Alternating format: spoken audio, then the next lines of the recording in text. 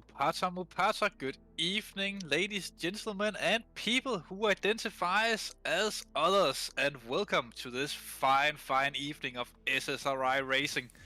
Here on the Simsport Racing International YouTube channel, I'm Mr. Warner Oliver.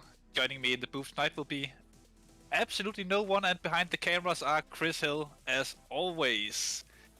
Tonight we go racing in the second tier of our GT3 championship. It will be the Silver and AM drivers, who we will see live on the track tonight. But don't be fooled by the status of Silver and AM. These guys are hellishly fast anyways, known for giving us some of the best and finest racing action that we have ever seen. Tonight's race will be held on the wonderful virtual Brands Hatch. Tons and tons of corners around this track, famously known throughout history, both from Formula 1, British touring cars, and of course other championships as well. It's of course the full track layout we are using and not the Indy layout. Great for racing. We'll see the northern end of the track.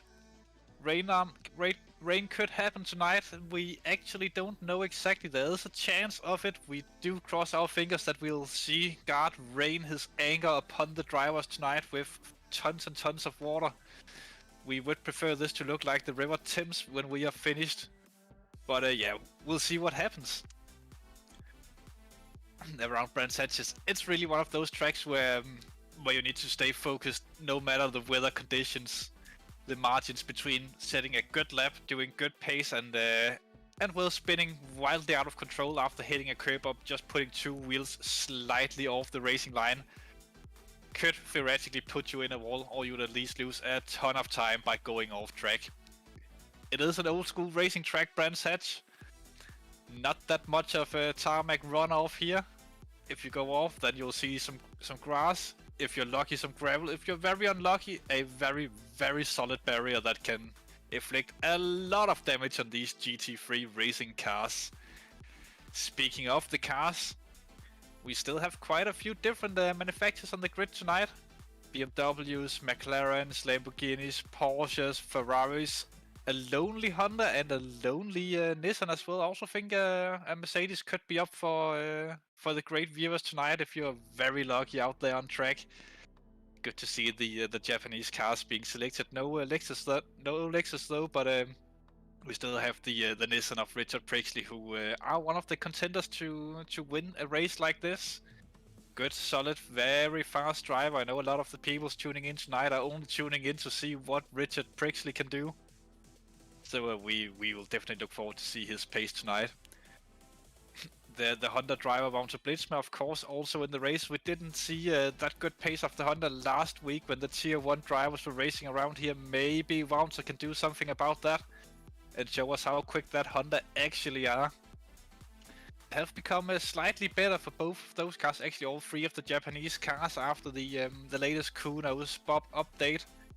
They have become slightly more competitive. They are still not top tier cars, but yeah, put those cars in good drivers' hands and they could probably still do a lot of damage. We saw that last week out with Richard Prixley taking a dominant win at Kota. Good showing for him and for the entirety of the Wild Things Racing team. We saw Denise Pope as well in that race, doing quite the alternate strategy. Not entirely sure if that was the quickest overall to do, but it definitely paid off for her. She got out of traffic and really paced herself up to a good finishing position. Of course, tonight we'll have a 1 hour race. This means mandatory pit stops, of course. In the pits, the drivers will have to take tires. Tire choices for tonight are wet tires and dry tires, as always. It's not like Formula 1 where we will variate between 5 different compounds. It's basically dries or wets. Whether or not that we'll see the wets this evening, we will have to wait and see. Hopefully they will be taken into action. It is a little bit difficult for the drivers to strategize for a race like this when rain could be on the forecast. Normally in races like this, the drivers would fuel up for about half the race and then go in for the mandatory pit stop, take the fuel for the other half and a fresh set of tires. But with rain in the maybe horizon, let's just keep it on a maybe. We actually still don't know whether or not it will rain in the race, but If it rains and it happens in the last 10 minutes and you already have taken your pit stop, you might be in a world of trouble in regards to your finishing position. Good to see the YouTube chat is going strong as well this evening. Not that often people are tuning in that strongly for the second tier race. Good to see all the action out there. And speaking of action, if you like the SSRI action, then remember to tune in as well in this weekend on Saturday when we go racing in Valencia in the Endurance Championship, round 2 of the championship, of course. Interesting race, the first one at Silverstone. We had 2 rain periods there, though this time it's only a 6-hour race in the very sunny Valencia. Hopefully for us who are going to drive in the actual race, we are crossing our fingers not to see any rain, as I don't think that many people have done practice in those conditions. A track where track cuts, of course, will be one of the main speaking points throughout the race. It could be here tonight on Brands Hatch as well. There are a few corners where you could have a tendency to try and risk getting a better exit of the corners and cut them just a little bit too much, or go in with too much speed and running wide, getting the track cut on the exit of corners. So whether or not that we'll see people getting the drive-throughs for the track cut tonight, we will just have to wait and see. Personally, I don't think so. Although stranger things have happened in motor racing than a driver getting 4 cuts in a race. Of course, the rules for the track cuts are 3 cuts and you're on the final warning. If you get the 4th one, then the drive-through will come. I've just been whispered ever so slightly in my ears, some kind of a tickle. I think it's Chris Hill who's talking something about a track guide in the back of my head that we might want to see. And here we go live on the track guide. Coming down Braham Straight, of course, cambered start-finish straight. It is interesting to see when the cars are lining up on the grid. Through that Paddock Hill bend, the first corner, very, very tricky corner. 2 lines, either wide on the entry, heading the inside curb and going back wide on the exit. Or you could just keep it in the middle of the track, basically, and then hit the apex up to Druids, one of the most famous corners in all of British racing. Very, very difficult hairpin. Usually it will be taken as a double apex hairpin. Graham Hill bend coming up next. This is one of the corners where track cuts could appear, and we often see people ending up all the way out in the grass on the right hand side. Cooper Straight we go down before we head into Surtees. Also tricky corner, as you really want to be patient on the throttle, as there's a lot of camber here and the car might have a tendency to spin out if you go too early onto the throttle. Back straight we go. Pilgrim's Drop will be the next interesting part of the track, which is this drop we see here, going downhill up towards Hawthorne Bend. Just gearing down to 4th, hitting it as tight as you can early on the throttle to get the best possible run down towards Westfield Bend. Also a corner where we can see a lot of track warnings both from the entry and exit of Westfield Bend. Dingle the small kink we see here before Sheens. Sheens also one of the more tricky corners. Track cuts can appear on the inside. Be very careful not to run wide on the outside of that. That is something that happens a lot to drivers when they push it. Sterling should go through here. Difficult corner. Lot of camber on that corner. Basically throw it in early on the throttle. This is one of the overtaking opportunities into Clark's curve. Final corner on the track before the start-finish straight. Shout out to the pit lane. Can be difficult to get the car slowed down for that chicane before you have to get the car on the pit speed limiter. Great racing track we'll see tonight. Brands Hatch are one of my personal favorite tracks. Not just in Britain, but in the entirety of the world. It's so fun to drive, so rewarding getting a good lap put together here. And very, very punishing if you go slightly wide. All that grass, all that gravel, and those walls are not that far away from the track on a lot of the parts of this wonderful racing circuit. Interesting to see, as I think that we have some qualifying action coming up very shortly from the drivers live on the track. Rumors go that the first cars have left the pits, and we are just waiting for a live feed from the producers on the virtual Brands Hatch. Oh, here we go. First look of all the cars will be Bart Swearing from the Sim Racing Holland team in the pits still.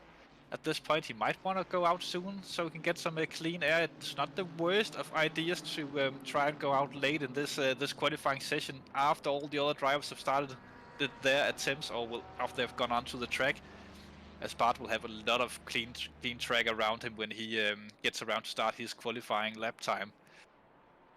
qualifying around Brands Hatch can be a little bit challenging, as it's not a very long track, and even with the not full grid we have tonight, but still 24 cars on the track. The space on the track are a premium, not that easy to find a good spot, and we can see how the cars are queuing up through the final corner that I just knew the name of 3 seconds ago. Clark's curve, I think it was, a corner, whatever, something with Clark. Round of van der Voort we are following around here. Beautiful, beautiful Golf livery on that Ferrari. GT3, the team he's representing tonight. Or well, always representing, to be honest. It's not just tonight, we see that.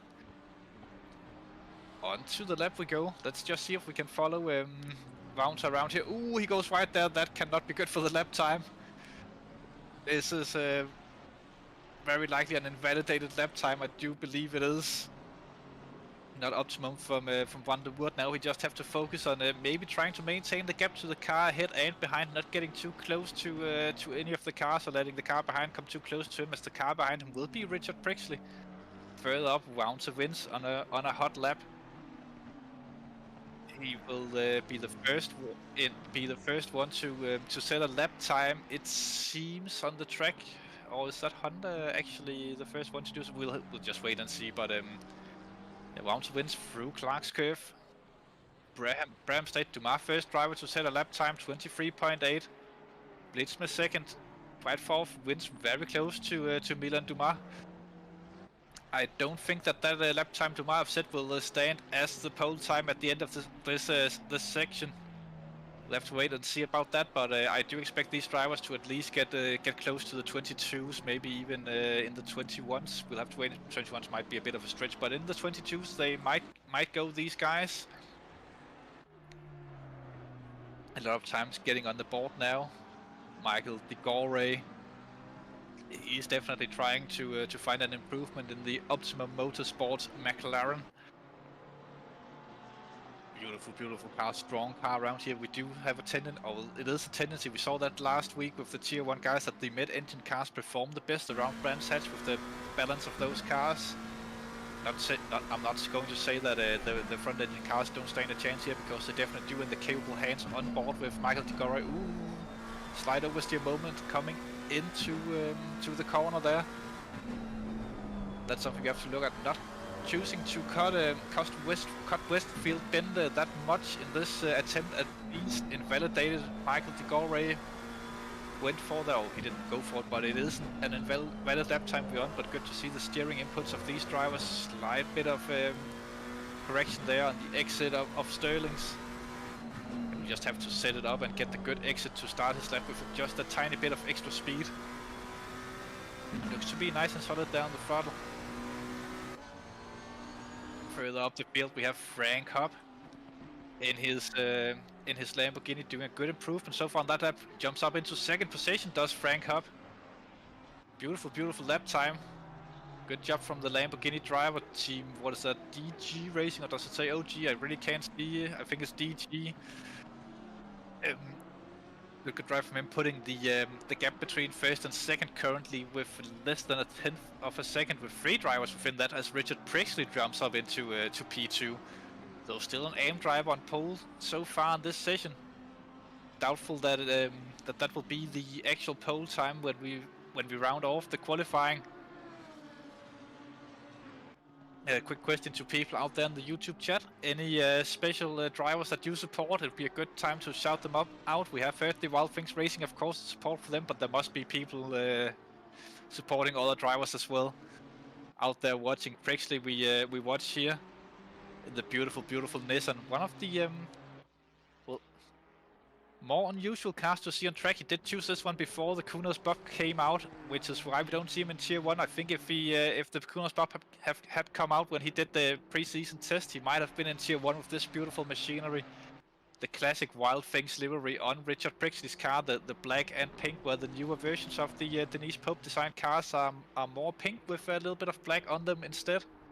They are beautiful as well, but this is definitely one of the classics in SSRI and in general sim racing. The black, going from one Wild Things racing car to another, Denise Pope in the pink machinery. More usual of the newer iterations of this livery. Very beautiful and very easy to see on the track with the pink cars. Not the most common of color choices from the designers out there, though. Denise have made this this livery work very well. We see it on the Ferraris in Tier 1 as well when they go racing there with Chris Haag and Mr. Sidikit. Denise Pope, I'm just trying to look over the timing sheets to see how she's doing on her current lap. Slightly up on her lap, it looks like. This could be a good improvement, getting within a second of fastest lap time if she can keep it around. Obviously, I can't really tell you if she had a bad final section last time around. She did draw a bit of time there, but still close to the improved drop, maybe a little bit too much. We'll have to wait and see as she comes into Clark's corner now, or Clark's curve, or whatever it's called. Mr. Clark. Power slide on the exit, that will not be good for the possible improvement. Doesn't look like that she'll be jumping any further up, at least on that run. But she will just go again, as they just so happen to do in qualifying. Steve Parker, Mr. Practice himself. This is one of the drivers who does the most practice for races in all of SSRI, the entirety of the community. Doing a good job. A little bit of an interference there from that could have been a Wouter Wins in the Golf liveried Ferrari. It wasn't Wins, I've been told the other one. Parker is looking for a slight improvement on his lap time, enough to jump him a spot. Yes, jumps above Craig Hill. Craig Hill leading the AM Championship at the minute, I do believe. And he is way down the grid at this point in qualifying. As Steve Parker just goes wide down the down turn 1, the Paddock Hill bend. Other places on the grid at the minute, Wouter Wins up by 0.3 according to my beautiful timing sheet. This could potentially put him on pole if he does a very good job on it, or provisional pole at least, depending on how well he get this hooked up. Uses all of the track available to him. This is a good lap. Did look very nicely through the final corner. He will improve, but how far will he jump? Second place, less than a 10th behind Richard Prixley, who have taking provisional pole while we have been looking at other drivers.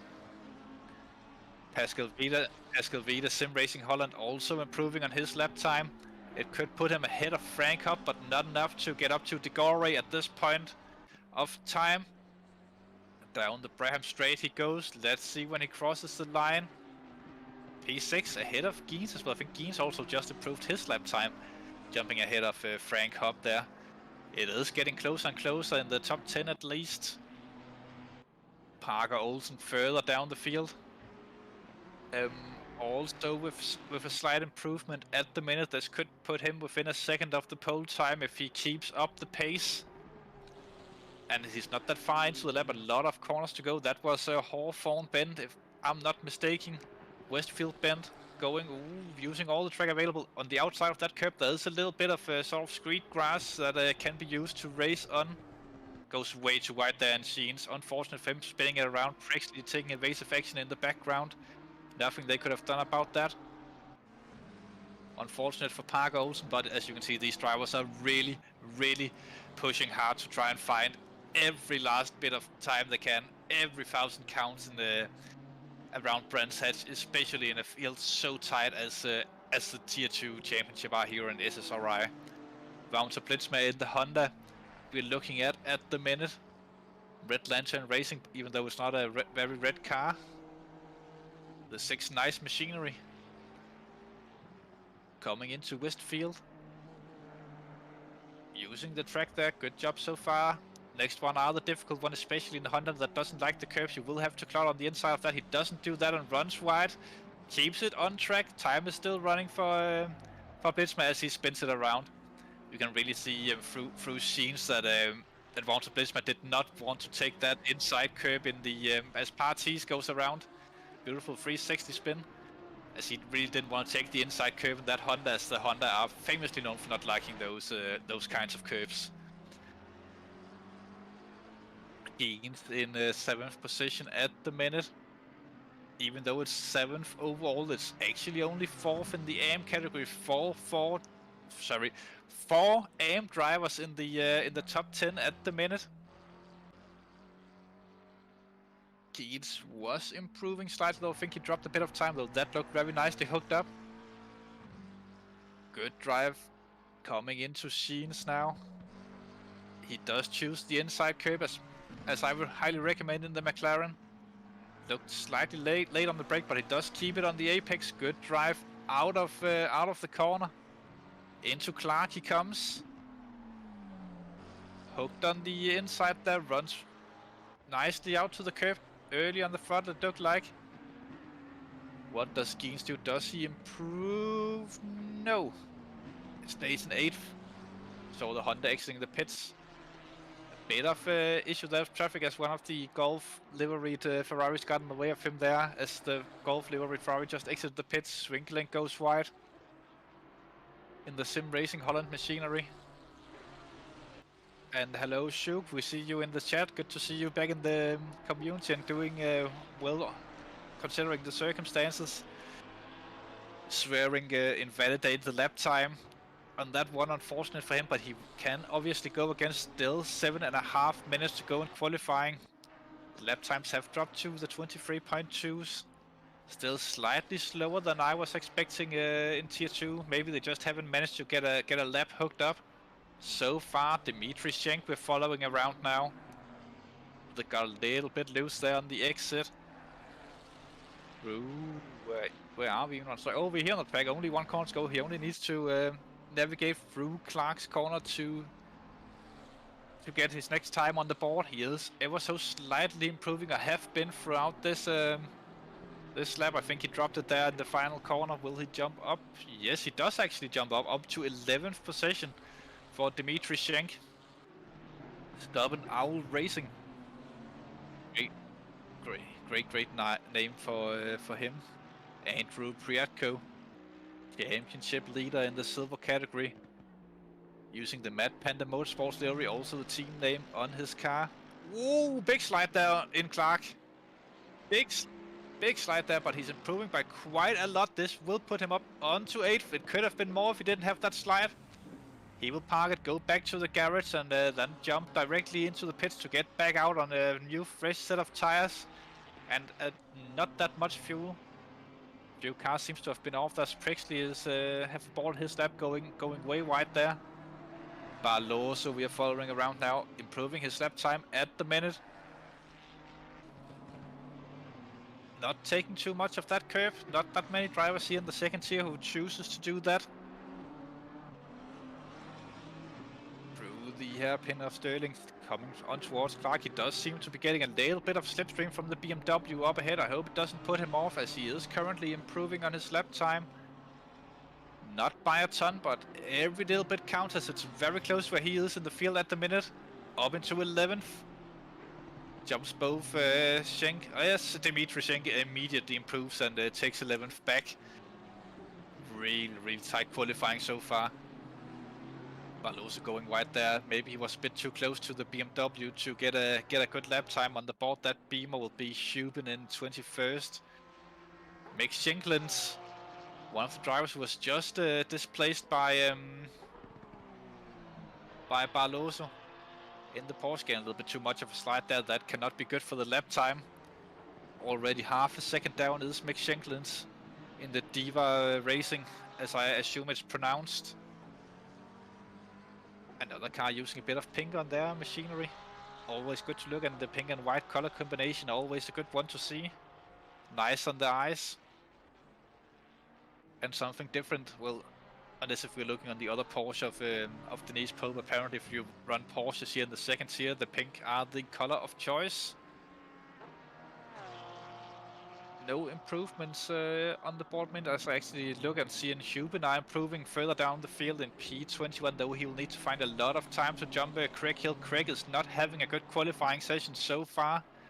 That McLaren are sort of a strong car around here, but Craig doesn't seem to have the pace to keep it up and get up there. Hubin did improve ever so slightly, I feel like. Crawford checks into the YouTube chat. Hubin on lap runs very right through Druids. Good to see the BMW though. We did see the Beamer driver struggle a little bit last week as well. Maybe the Beamer doesn't like the this Great British track of Brands Hatch.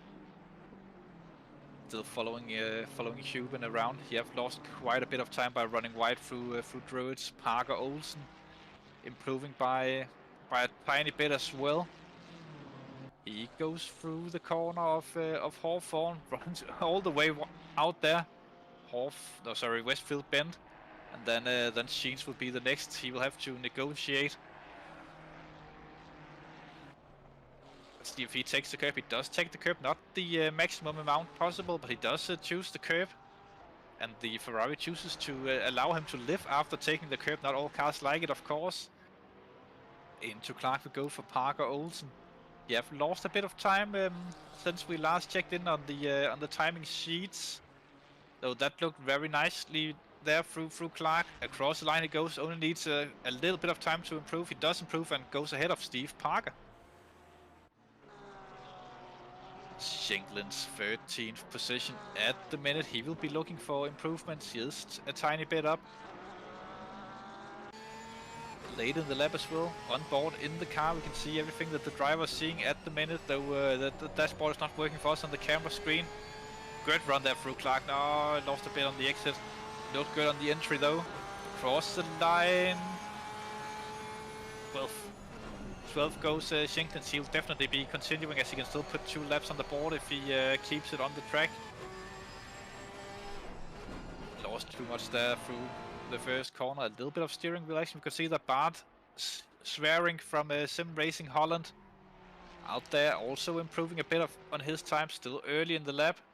Just gone through Hawthorne, West Bend, or whatever I decided was called, Westfield Bend. Sheens next. Let's see how much curb he takes on the inside. This is basically the question for these guys. Not too much, but that did put the car into a little bit of a slide, not taking enough of the curb, just getting a little bit of loss of traction on the rear right as he went through. Through Clark we go on to the start-finish straight. He will only have one more attempt to get a good lap in.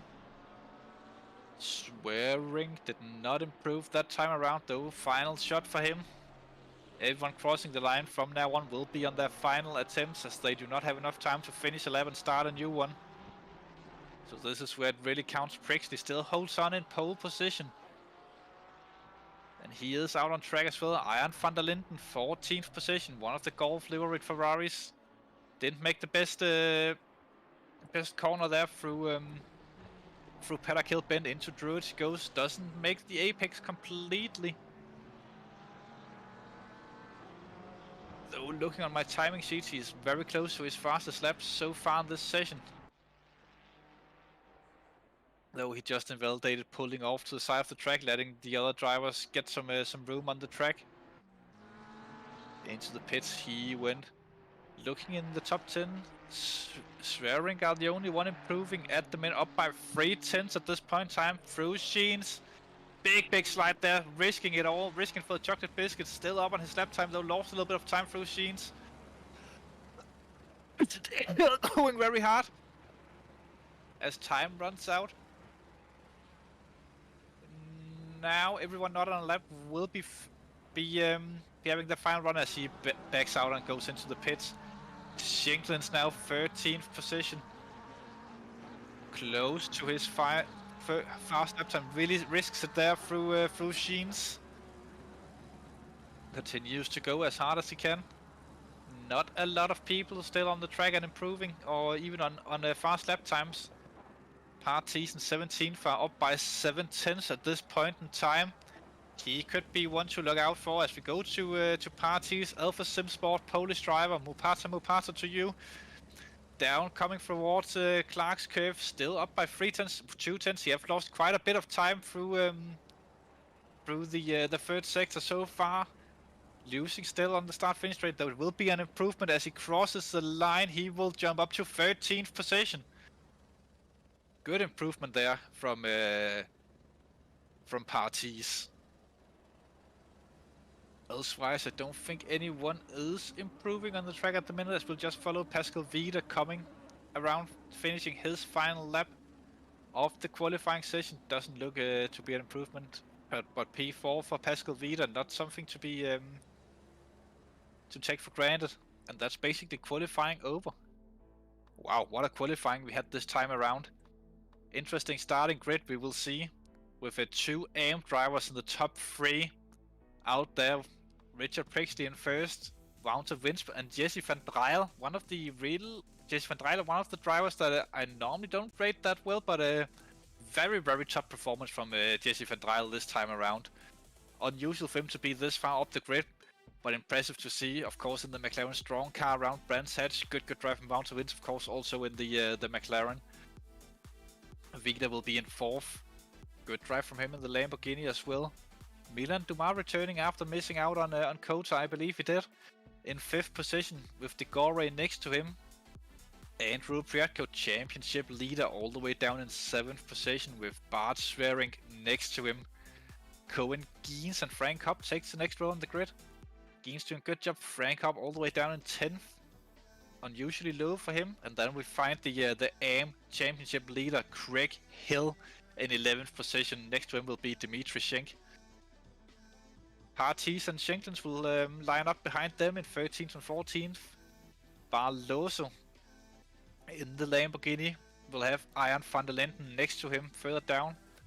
In 17th we have the Honda Fountain Blitzman. Good drive in the Honda. Very difficult car to drive, especially around a track like Brands Hatch where the curbs are very important to good lap times. Next to Blitzman we'll have Denise Pope doing a good job in the Wild Things Racing Machinery. Not the fastest qualifying driver usually, but very good in the races. A good pacing driver. Could be a little bit difficult this time around, overtaking at least. Denise did do a very alternative strategy last time out at Kota. She might be opting for the same this time. We'll have to wait and see. A little bit risky with the unknown weather in the race. Parker Olsen, Steve Parker next on the grid in there. Ferraris, a good couple of Ferraris there. 19th and 20th.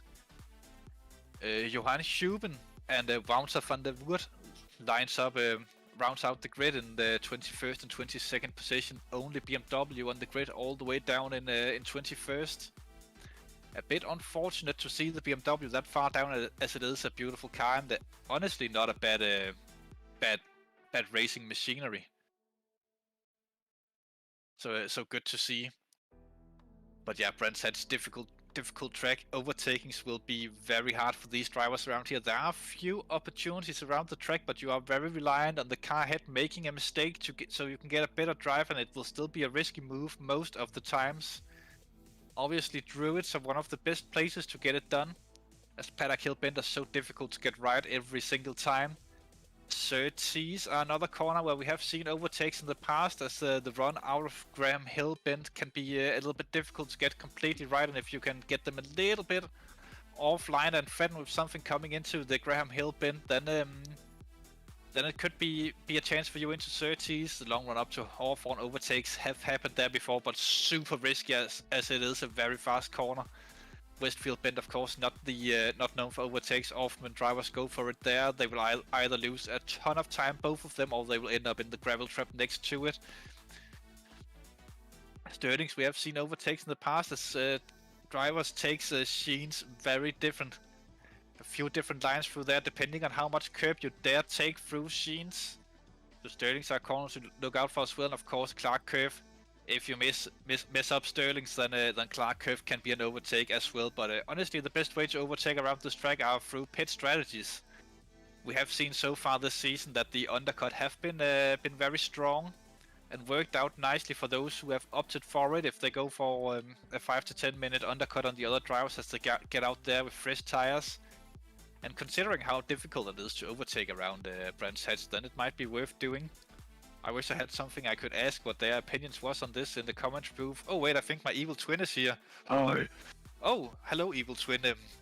What would you do if you were in the situation of the drivers today? Would you go for the undercut or just cut it into two? Taking into account that in this scenario it's keeping dry. That would depend on my race. Undercut I would do only if I need to overtake. If not, cut it in half. Okay, thank you, evil twin. Don't sound so angry all the time. God damn it! Please just leave the room when I'm here. Okay. Anyways, still don't know the weather, although it did look like well, now we get to see at least the first half hour of the race will be dry. It is unlikely that it will go from the sun with the small cloud directly into rain. during a race like this. We also haven't had a look on the championship standings yet, as I've been talking way too much during this this break between qualifying and race. Yeah, but here having a good look on the grid and the camber on the start-finish straight. I've been told in the background that it is a bit too late to have a look on the championship standings, but I'll still just do a quick mention of the anomaly in the championship standings, or at least in the AM category. They sort of come in pairs in the AM category so far this season, with the 1 and 2, 3 and 4, 5 and 6, 7 and 8, and 9 and 10. They are equal on points respectively for the dual positions there. Basically just swapping positions through the 2 first rounds. That is a bit interesting to see what will happen in this one, how that will pan out. Surely they can't all be equal like that after this round of racing. As we are just waiting to get the cars fired up, people are looking over their strategies at the minute, just making sure that everything is all ready and set and done. Making sure their setup are correct. As you can see, the cars that are somewhat lifted are the people who are in the setup menu at the minute. Most people should probably be considering doing that, as you want to drop your car from the jacks as late as possible, as the tire blankets will basically be removed as they drop to the ground. As long as you're in the setup menu, the temperature on the tire are set to the temperature with the blankets on, which I believe is 70 degrees Celsius, of course, on the tires. But as soon as you drop down, the tires will start cooling down. And that's why we see the drivers stay on the jacks as long as they possibly can. But anyways, Prexley in pole position, he will definitely be looking to make the first corner nice and safely on the first lap. Hopefully we won't see too many takeouts in this race and collisions on lap 1. Did see a bit of those last week in the tier 1, though that was in wet conditions as well, and yeah, not many people practice the wet before races, as that's sort of a skill thing. Either you can do it or you can't. It's a little bit difficult to learn, as the cars will start firing up less than 30 seconds until formation lap begins. But look at these cars and look on the camber down Braham Straight. Very, very elevated track, Brand said. Something you have to take into account when you're driving around, as the car will feel very different from one corner to another. As in one corner you'll have the camber to help you out, you will have the you'll brake uphill, and the next corner you'll brake downhill, slide off camber. Very difficult to control. Time have run out. We'll see them go out on the formation lap very soon. There we go. Rachel Prexley sets off in pole position, just running through the grid again. Wound to win second, Van Dryle third, Pascal Vida fourth, Milan Dumas fifth, De Gaulle 6th, Priatko 7th, Swearing in 8th, Geensen 9th, Frank Hub in 10th position, Craig Hill, AM Championship leader, all the way down in 11th, Dimitri Schenk 12th, Schenklins in 13th position, Barloso 14th, Iron van der Linden 15th, Blitzme 16th, Denise Pope 17th, Parker Olsen 18th, 19th will be Steve Parker, Schubin in 20th, Founder Wood in 11th, Bosch in 22nd, Van Dosberg in 23rd, and I think I by accident closed the sheet down so I can't see 24th, but there's a driver on 24th as well. The unknown driver. Anyways, now we see the drivers out here. The movement back and forth. We see the drivers trying to warm up the tires. A slight movement from some drivers from left to right. Not everyone chooses to do that, of course. It's a matter of preference and how you just want everything to get done. Getting the tires into temperature are very difficult on the formation laps, but the brakes are super important for these guys. We'll see that especially when they are lining up in the 2x2 formation, that people will be throttling and braking at the same time to try and heat up those brakes. Close driving here further down the field, as we can really see them bunching up and spreading out. They will very soon get the order to go in double file formation. It happens quite early around Brands Hatch, as it is a short track. So not a lot of time for these drivers to get everything into temperature. good to see the Nissan pole position once again. Richard Prixley did have a very dominant win last week on Kota. Not that sure that he can do the same this time around here on Brands Hatch. Very different track from Kota, of course. And he have some very hungry McLarens right behind him. The two AM drivers of Vincent van Drijl. Just quick mention, Prixley out currently second in the silver category, with Andrew Priatko down in 7th position in the start of the race, 5th in silver. He is leading the silver category as they're coming onto the start-finish straight. Every last bit of temperature the drivers are trying to get into the tires and brakes now, as we are basically just waiting for the green flag to be waved. And for the third time this season in the second tier of SSRI, we are very close to be racing! Quick defensive move there from Wins over to Van Drijl. Van Drijl does get the run on Wins. Wins goes off into the gravel. He went. Not that optimum for him. Richard Prixley goes off into the lead. Uncontested, basically. Frank Hub looks like in the Lamborghini up into 3rd position. No, that's Pascal Wieder. That's Pascal Wieder in 3rd position. He will definitely be looking for a challenge. Big crash there further down. That is Pascal. No, that's not Pascal. No, that is Pascal Vida. That is Vida. I think it was that really Hub all the way up there, or was that a Ferrari that was just misleading my views? A little bit hard to see, but that was Pascal Vida off into the wall after Druids. Very unfortunate for him. Dimitri Schenk there, a bit of contact. Leads me another driver into the wall. Even though it says one down the bottom next to him, he is not leading the race. I can tell you that much. He is dead last, as he will be coming over the timing line now and drop back. Van Drijl had a great start. No, that was Milan Dumar. The color of that Ferrari I just thought was a Lamborghini. But Jesse Van Drijl are doing a good job so far, keeping up with Richard Prixley. That can be a very tough job to do, as Prixley are super quick. Especially in that Nissan seems to be suiting him quite a lot, driving that wonderful machinery. I know that we are quite a few enjoyers of the Japanese cars out there, at least the Japanese GT3 cars on board with Jesse Van Drijl. Finishing the first lap, we can really see the steering. It's very different from qualifying for these drivers. They haven't had a lot of time to acclimatize to the heavier fuel loads, as car number 3 is off somewhere on the track. That's after, not Sheens, the one after Sheens, into Druids. Does make a very good double apex. That doesn't look like Prixley is taking too much time out of Van Drijl through these first couple of corners. So big miss there from Van Drijl, not making the apex, using the tiny bit of sort of like screen on the outside of the corner. A few places on the track where we have that, where they can do that. Prixley already have a second lead down to Jesse Van Drijl, but Van Drijl will probably be more concerned about Milan Dumar behind him than he is trying to keep up with Richard Prixley.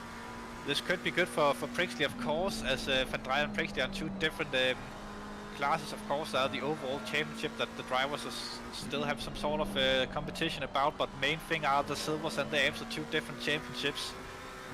And for Jesse Van Drijl, he might be wanting to keep Milan Dumar behind him, but that would only be to have a car between him and second place in the AM category. As I believe Chris is trying to find a replay in the background at the minute of some sort of shenanigans, probably on lap 1, which is why we are having so much great onboard footage of the McLaren driver of Jesse Van Drijl. And here we go, replay. This is off the start. We can see the tap there. It sort of looks like a little bit of a movement came from the outside towards the inside, so Van Drijl really without blame there. Just looked like the other McLaren turned into him. Very unfortunate there for him. Maybe we can just see what happens there to Vida. He just gets punted around. And there is a Honda off in the background already in turn 1. That looks even stranger, to be perfectly honest with you guys. But yeah, that is what happened early up front, at least in the race. Don't know what happened to Jenkins down in 15th. He was there. He might just have had a bad start and get caught on the outside of an incident, maybe. Hard to say, really. Still on board Van Drijl. Now we get some outside camera views of the car. It does look like that the gaps are forming up in the front, that they don't meant to stay that close to each other. As we see Prixley, they're really risking the car through the corners. Further down the field, big action here. Andrew Priatko and Bart Swinkling right behind Priatko. Priatko have already gone up to 5th position. Ooh, he went right there, did Bart. But But already, oh, that's a Digore, I think. Feel like behind. Oh yes, it was. That means Piatko is up into to fourth position already, and third in the silver class. He looks to be a driver that wants to challenge Richard Prixley for the win this time around. Further down with Frank Hopp now. I just looked on the timing screens and they were very close, and that's why I thought it was like that. This is Frank Hopp, Digore, and Bouncer Wins close together. Maybe we'll see something coming into Druids. Unlikely though.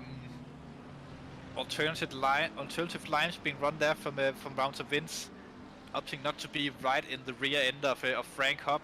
Maybe he's also not battling Frank too much as they are in different classes, but for Wins it is a matter of getting through Hopp as quickly as possible, as Digore and Van Dryle are much further up the field, or not much further for Digore. He can literally see him 2 cars ahead, but further up the field are those 2 drivers in the AM category. Bouncer Wins currently third in the race in AM. Good showing for him, of course. Interesting to see if Craig Hill can make some positions in this race. This will be very hurtful for his championship aspirations, at least if he doesn't manage to crawl further up the field in this one.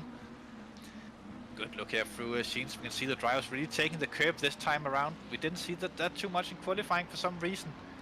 There's a little bit of a mistake there from Digore. Went wide after scenes and didn't look to get the best run through the following corner. I keep forgetting the name of that corner. I'm sure the YouTube chat will remind me that it's called Sterling at some point.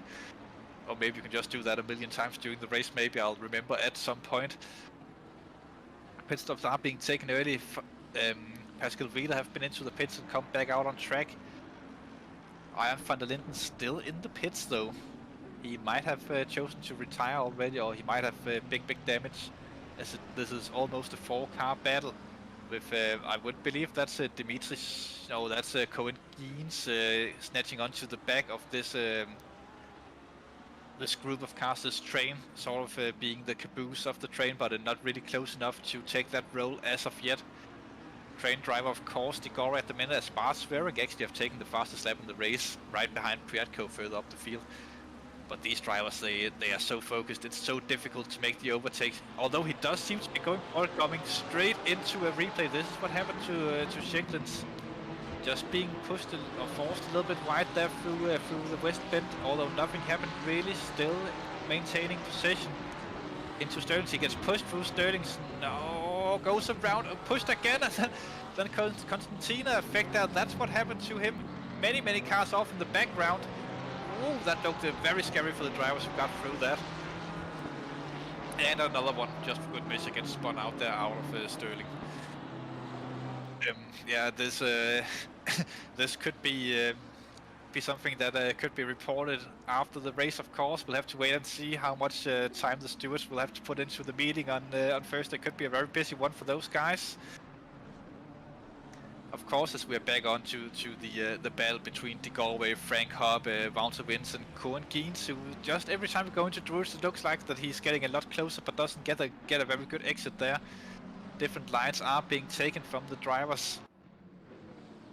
But as I was saying before we cut on to the replays, this is a very difficult track to overtake. You basically have to try and force the driver ahead of you into a mistake, as we have a back marker already. Doing a good job of getting out of the way. It looks like at least letting the first 3 through. Will he let the next one through as well? He does. Very good job of the back marker staying out of the intense battling further up the field. But as I was saying, it's very difficult to get the overtaking done cleanly here. You have to sort of be close to the driver ahead, which will hurt your own driving quite a bit, as your car will lose a lot of aero. Trying to force him into a mistake, so he will get a bad exit out of the corner, as Frank Hopp does the exact that and makes the bad exit.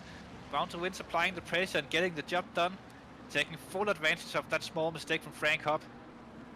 And that's the thing, you gotta be there when things happen in a race like this. Staying close enough to take advantage of other people's mistakes are key to getting a good result around here if you don't start in the top of the field, basically.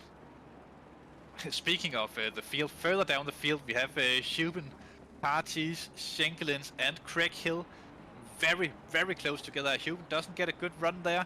Looks like Parties will try the outside into turn 1 through all this hill bend. He does have the outside line still. He manages to pull it through, but will Hubin be compromised?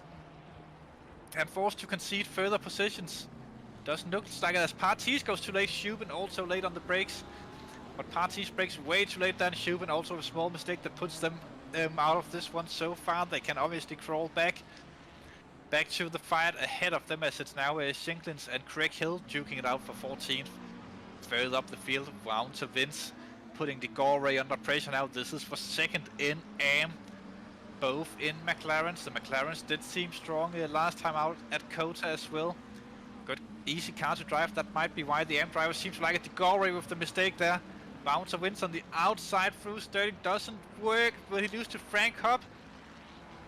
Looks like he'll manage. Ooh, car spun there. I've just heard Pinocchio in the back of my head, but I don't think that was what was being said. That was Priatko, I think, Chris. That was being said. Not Pinocchio, of course, but Priatko was spun around there in the lone Mercedes. Very unfortunate for the Silver Championship leader, but he was definitely pushing everything he could to try and catch up to Richard Prixley, who could inherit the championship lead with a result like this. But still up here, another car that's off there. Ooh, getting squirrely on the outside. Digore and Bouncer wins close to each other. Wins gets a very nice corner there. Have to back out of it. As there wasn't enough room coming out that corner, but now inside line. Can he get early enough on the front? It looks like he managed, but had to lift off. Tugging into the slipstream. He will surely not be desperate enough to try this. Digore does take the defensive line. They're both losing a tons of time on this, as Frank Hopp definitely caught up there. And the car behind them will be Cohen Geens, have also caught up to this battle at this point. 4-car battle at the minute for 5th position here in the second tier of the SSRI GT3 Championship. Although I think we should start to be a little bit more like the Americans and call it the World Championship, of course, as they just claim all of their different championships are for no particular reason. Anyways, back to the actual action and not just random mumbling. Frank Hopp and Cohen Geens, Michael Digore and Bouncer wins. These 4 cars, they will surely be duking it out for a long time. We are still quite a bit out of the estimated pit stop window. It's still early for the undercut. Priatka goes into the pit. That could be damage repairs, which promotes Denise Pope into 10th in the race. Also very good to see her doing well. Used to be one of my bigger rivals in way back when, maybe 3 or 4 years ago in sim racing. Digore does get a little bit of a gap there as Wins goes wide. He can now start focusing a lot more on his own driving and a lot less about defending the position. Vince also not under pressure, looking back from the roof from the obviously Audi Sports McLaren for unknown reasons, but legendary livery for legendary guys for making these liveries on the DDS racing machines. Good, we can really see the elevation on the track from this camera angle. It's such a good angle. Not that many cars still choosing that inside curb there through Sheens. Interesting that some people do, some people don't. It's a little bit of a preference thing on how much you're willing to risk. You do get a lot of time if you get it just right, but missing it ever so slightly could be a track cut or a violent spin. Onto the Braham Straight, you can really just enjoy the elevation around this track. Really a spectacular track to watch racing, watch the cars go through. It really takes balls of steel keeping control of the cars. As they'll get loose, they'll get tight loose again. Really hard to predict the cars on a track like this. Obviously a lot of practice helps with that, but we have time for that, right?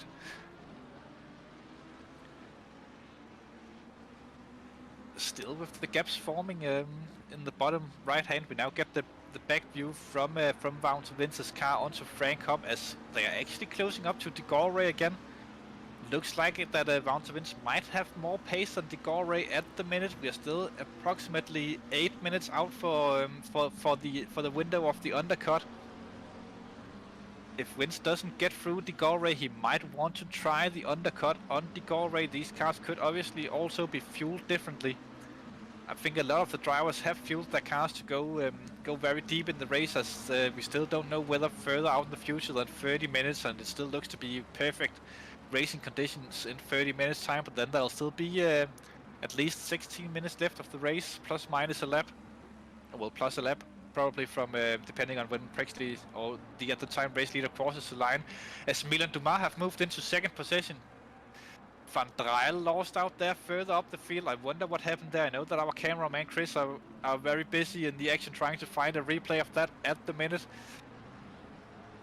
But now wins right on the tail of Digore through Druids. We go closer than ever. It looks like he does keep the inside there. Digore with the slide, wins with the slide as well. That could have been the opportunity for Vince, but getting a little bit too greedy on the throttle, trying to get the most out of that. This is the time for Vince to really apply the pressure, try to get Digore way out of his comfort zone, show himself into the corners to force Digore to maybe take a little bit of defensive action on that. I don't know why there's a blue dot on the track map at the minute. Are they invalid laps or back markers or green or something like that? I actually don't know what that means. I know what the yellow means, that's someone who's gone off, but still Vince and Digore is still too intense. This battle between these two drivers really well matched. Hard to say if they run different setups. One way to easily have a look on whether or not that they are running, at least if they just quickly buy the setups and go racing, that's going on the onboard cameras, as you can still see the electronics on the dashboards within the cars. Not that it helps anyone to guesstimate anything, basically, but yeah, and Milan Dumas snatches fastest lap of the race in the race as well, as he will be trying to close the gap, the gap, what am I talking about? The gap down to Richard Prexley. Although I would hope that he's just doing the dab in the car the entirety of the way around the track. It would be very fun and very well, we'll say you have the time to it. Good job here. We have the replay. This is Van Dryle being overtaken by Milan Dumas. Not that looked like he almost just let him through there. They are different class, and the Van Dryle might be thinking more of the AM championship than the overall at that point. I'll just have a sip of something to drink.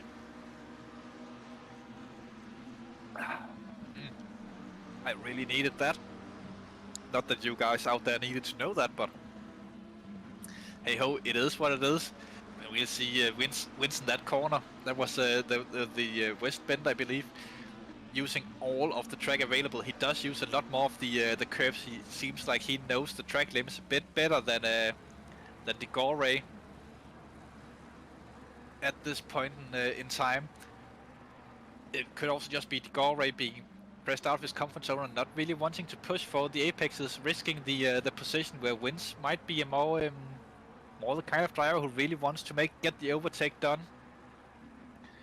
and be ahead. Obviously that's how racing works, but well, try and stop me from talking for just 5 minutes, it will be impossible. That's Frank Hopp in the background just going slightly wide, as Gaines have actually managed to overtake Frank Hopp as well. Maybe Chris will go on that, go and try and find the replay of that. He's a busy man in the background tonight. As the second tier racing here in SSRI just keeps on giving. Obviously this isn't the only battle on the track at the minute, but it is the most intriguing so far, as it's for quite good positions. With Gaines in the back, then these three are basically battling for second, third and fourth in the AM championship, as you can really see how Digore doesn't have the same pace, at least on this end of the track, as Vince. It's just very unfortunate for Vince that Digore are hitting the apexes. That makes it very difficult for Vince to get the move done. Replay, here's what happened between Gaines and Frank Hopp. Frank Hopp ahead at this point. Is it in Sheens that he makes a mistake? Touches the curb. Oh, spins a little bit. Good save from Frank Hopp, but he does lose out on that position, or gives up the position to Cohen Gaines. That's don't touch each other, guys. Don't touch. Digore still leading this battle. I'm just trying to look down in the field and seeing if anything else is happening, as I think Parker and Pope are actually quite close further down, as well as they're heading into Druids as we're speaking. Here we go. Pope ahead of Parker. Parker with a lot of practice, and Pope being a very sensible driver. not known for making mistakes and really being consistent overall. Not the fastest, but super consistency, and that seems to be the thing that often pays off in the second tier races, as mistakes will likely happen from some drivers around you when you go racing. Though Steve Parker is also not a guy that you can wave off of anything. Tons and tons of practice. He must know this track like the back of his hand. Oh, well, the front of something else, but that we can't say on the stream. Pope goes slightly wide, though not wide enough to get sort of like dragged onto the grass, as could happen if you go a little bit too wide in that corner. Just manage to keep it in a position where you could maintain track position, keep it on the racing track. But it does mean that Parker are very close to Pope at the minute, right up the rear of that car. Pope moving into slightly defensive into to Clark's corner. Start finish straight. I don't think that Parker is close enough to attempt anything into to the drop of turn 1, the paddock hill bend. I always seem to forget it. Get the name of that at least, but very, very close between these drivers as well. Obviously a lot of action further down the field as well, with Wouter van der Woerd, Olsen, Schuben and Blitzma trying to make a comeback in the Honda. They are close together still, and Wouter Wins have made the move on Digore further up the field as well. Blitzma goes into the pits now. That could be for the undercut. It is about time where you can try that. Let's see what happens. Digore in the front of this. Everyone goes wide, at least the front two, but Digore goes way too wide there. And Wins just goes through. This could mean that Geens and Frank Hopp could be looking for the challenge as well later on. A bit wide there from Wins and exit of that, but he'll just try to make the gap now, so it won't be all lost when they come into the pits at some point. Now Wins can really run his own race and don't think too much of the strategy. Where Steve Parker could probably consider trying the undercut on Denise Pope if you really want to go through her. And I believe that he have more pace to pull it off.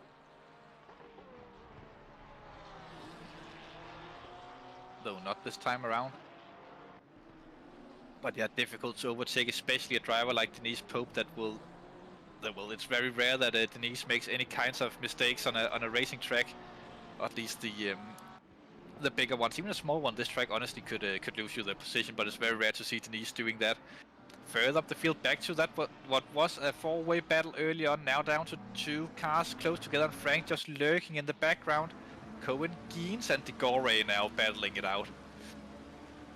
Yellow flags away further down the field, and that have been Olsen that have gone off. But Cohen, Geens looking for it on Digore, very close together indeed they are. Interesting to see what these guys can do, whether or not that Geens can get it done before the pits. It would be optimal for him. Frank also lurking there. Somewhat equal gaps at the minute, but they will sort of harmonica out and in as they go around the track. Looks like Digore might have been running a too aggressive setup and have some sort of wear on those tires. Or at least it seemed like it, as Geens was very close to him.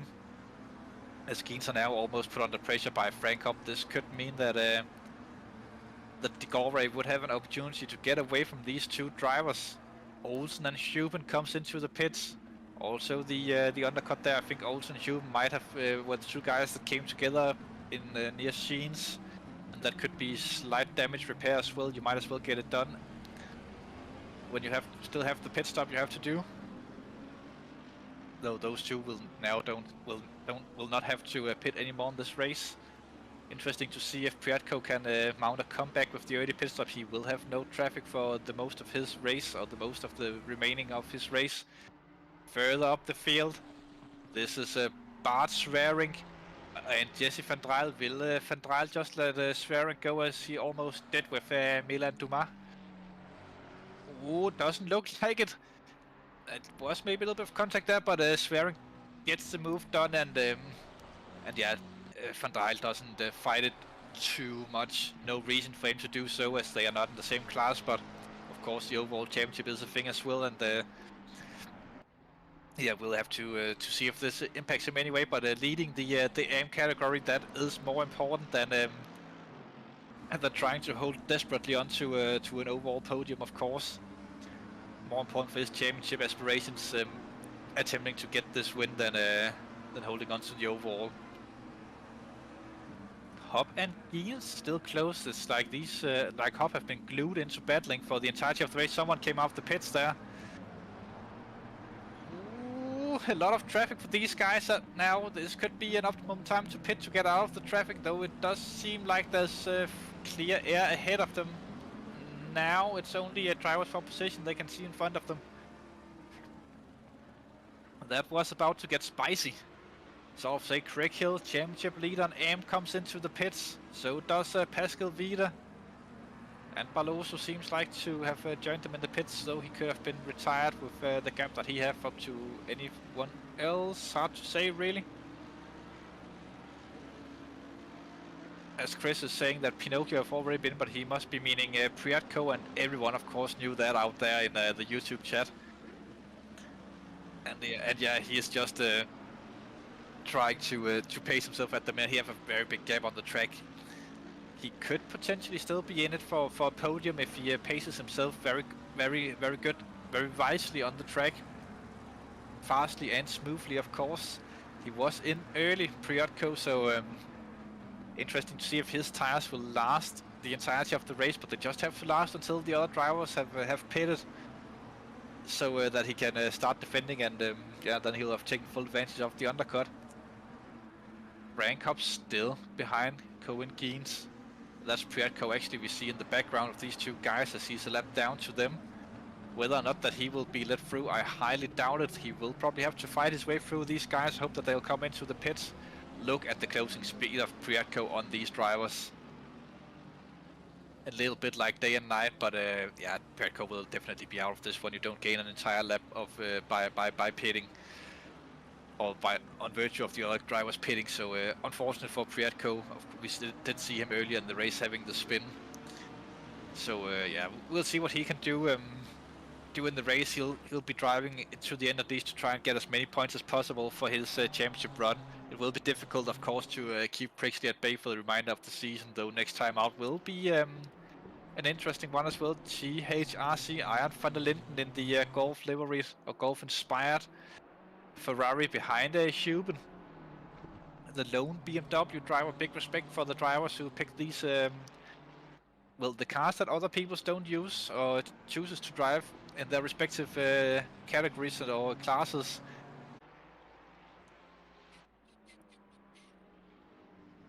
Oh, and we are back, and as we have been away for a little bit of time, some pit stops have unfolded.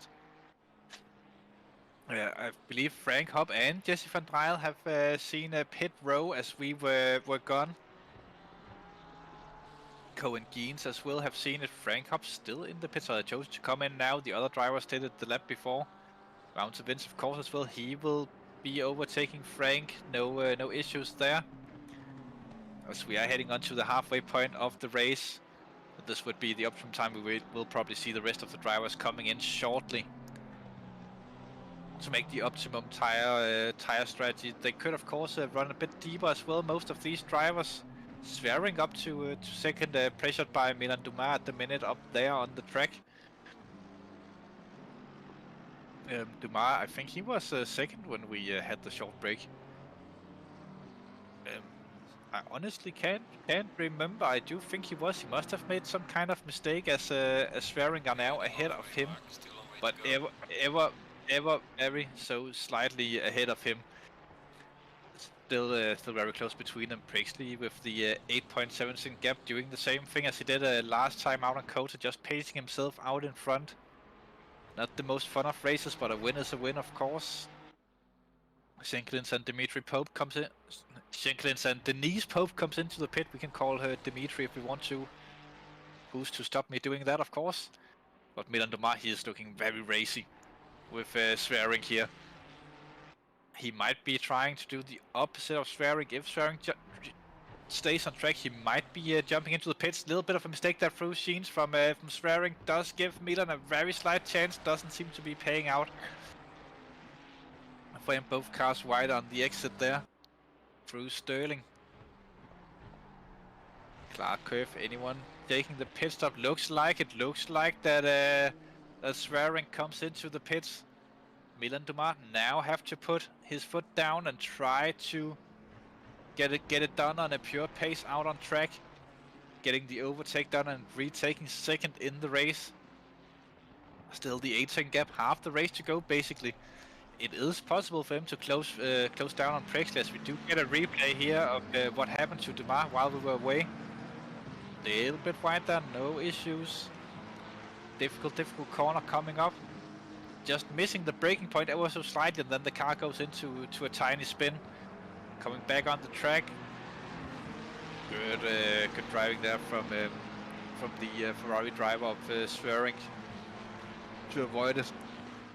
But that's what happened while we were away. Dumas making a slight mistake. Maybe he's pushing a bit too hard to catch up to Prexley. I would do the same if I was in his shoes. Gap is coming down between Prexley and Dumas, though Prexley are probably just controlling it out in front. Setting the pace afterward, he knows is safe for him to do. No reason for Prexley to push it for extra lap time at this point. The leading car of those who have been to the pits are Swearing, who... oh, that's because he is in the pit. No, he is back on track. Leading car of the drivers who have pitted would be Swearing in 6th position. Priatko still down in 13th as the race stands at the minute, and out behind Denise Pope. Now it's basically Pope times Steve Parker. Actually got the move done there in the pits on Pope by quite a reasonable margin, it looks like. 6.3 seconds. Pope must have taken some damage repairs in that pit, or missed the box completely and had to slow down, or get the push back. Priatko inside there on Denise Pope. Denise doesn't fight it too hard, as she knows that Priatko have massive pace and would be a stretch to try and defend it for 27 minutes. Richard Prexley comes into the pits. Milan Dumas seems to be staying out on track, or he did stay out on track, it looked like, but Richard Prexley in the 7 machinery, I know a number that Chris Hill likes himself. It used to be a number that he raced in the way back when, for some reason. I don't know who's daring to call me at this late hour on my phone. I'll just basically do a pick it up later kind of thing when the race is done. Milan Dumas inherits the lead. Whether it will be permanently, we'll have to wait and see. Really have to push everything he can to maintain position. Swearing out there on fresh sets of rubber. He comes into the pits, or leaker sets of tires, or whatever they say in America. But we are not there, so we don't need to think about that. But interesting to see what they will do further on. Parker up here, he is not that far away from Greg Hill, 1.9 seconds between them. I'm not saying that they are close either, but not too big of a gap. It's not impossible for Parker to catch up to Craig in this race. Dimitri Schenk joins Milan Dumas in the pits. So does Partis. Our Polish friend, Mupata to you, my friend. Steve Parker still lost a bit of time there to Craig. Seeing in the YouTube chat that Denise might have had a little bit of an incident before the pits. Unusual mistake for Denise. Normally very consistent driver, making very few of those. So do mark the date down in your calendar that this was the day where it happened. Unless she was taken out by someone else, then it's of course a different story. That does seem to be a problem for quite a few drivers. One of the most famous incident. Ooh, Parker. Don't risk it that much. One of the most famous incident magnets that we have in the community would be Bas van Melis, who seems to be collected every single race. It's never really his fault. He's just on the wrong place and the wrong time. Very unfortunate for him. Of course, but it is what it is. Here's a little bit of a replay of what happened to Denise. Let's see if it could be someone coming out the pits that gets in the way. It looks like she's a bit off set by the driver head and does a big slide there through Paddock Hill bend. Very unfortunate for her. The Porsche could have a tendency to do that. Digore into the pits. Gap have increased between Prexley and Dumas to 7. Oh, it's decreased to 7 seconds. It was above 8, 8.9 at the largest. So Dumas really putting the hammer down.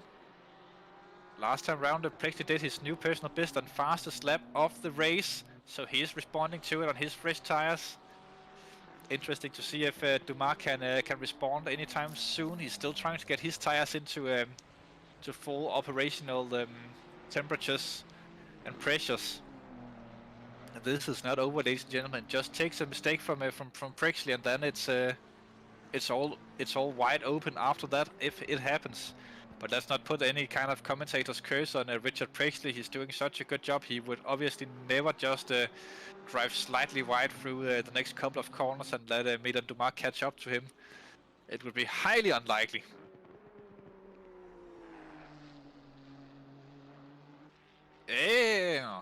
Not enough. I am trying to use all the Black Voodoo magic of the commentators to get this race interesting once again, but further down the field, the GHRC cars are battling. I did see another one popping up on my battle screen with Digore and Geens, but this one is great. The two cars almost formation driving by the two different lines there, who a little bit too much of a cut there from Iron van der Linden, as that unsettled that Ferrari quite a bit. And then it gets really hard to make Sterling when you mess up Sheens. Sheens, that's the new name of the corner. You have to get the in there, otherwise it's not the correct corner. That could be anything else. But good to see the two Golf livery cars. Also good liveries on those machines, bringing out the classic racing colors of a few of golf racing, of course, but a few different teams in the history have run the golf colors with that sponsor. Last time we saw it in full action was, of course, the McLaren Formula 1 team, as he seems like Van der Linden, let's say, faster car through. I didn't see the number on that white Ferrari. I could have been swearing. Yeah, it must have been, because that's bound of winds behind. At the minute, the Sim Racing Holland driver in between the two Golf liveried Ferraris. The hardest mouthful, as the gap between Prexley and Dumas have now widened again to 9.5 seconds. Prexley really putting the foot down at the minute, showing that he is top driver in this class, or in this tier. To be honest, it will be his second win in a row if he keeps it going. He takes it to the end. Not the greatest of showing first time out. That was with the old LFM Bob and the Nissan on Paul Ricard. I also don't know if that's a good track for the car. Might not be.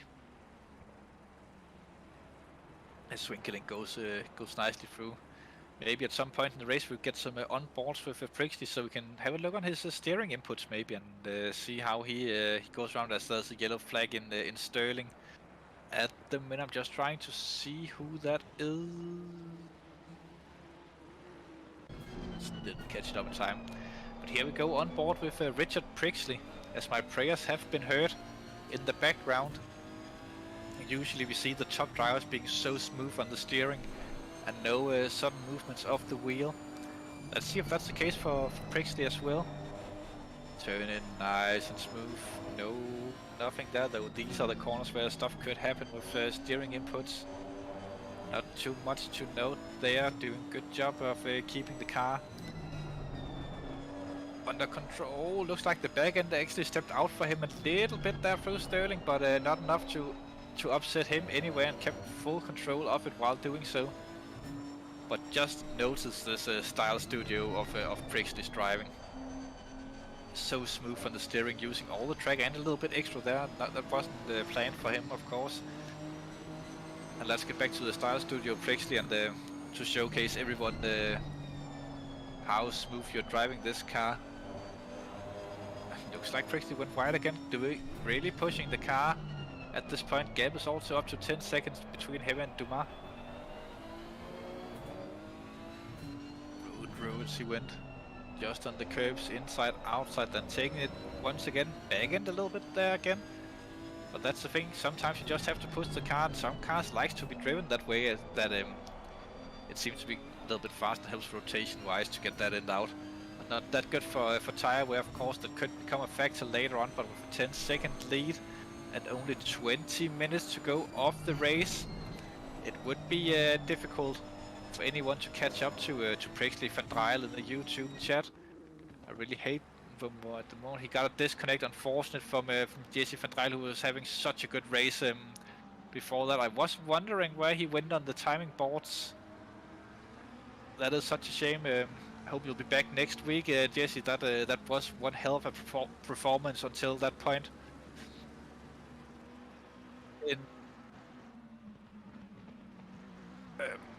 And we'll probably also think we'll have a replay of what happened to Huben as he have dropped a little bit.